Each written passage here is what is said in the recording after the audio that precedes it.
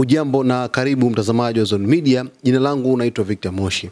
Baada ya Iran kuweza kufanya mashambulizi katika nchi ya Qatar kwenye kambi ya jeshi ya Marekani ya Al Udeid, sasa kiongozi mkuu wa Irani Ayatollah Ali Khamenei ameweza kutoa taarifa hivi punde tu kufuatia mashambulizi hayo.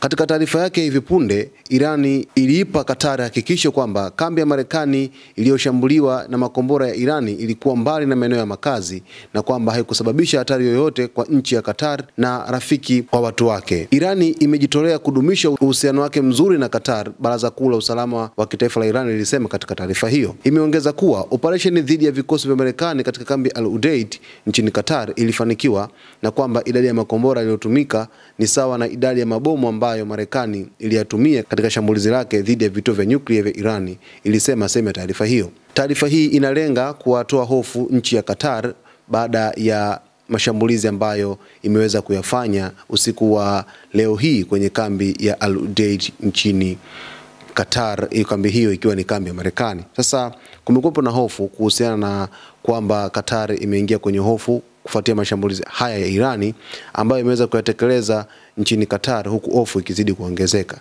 Mtazamaji, salia na Zone Media ili uweze kuhabarika zaidi katika taarifa zetu zijazo. Jina langu ni Victor Moshi.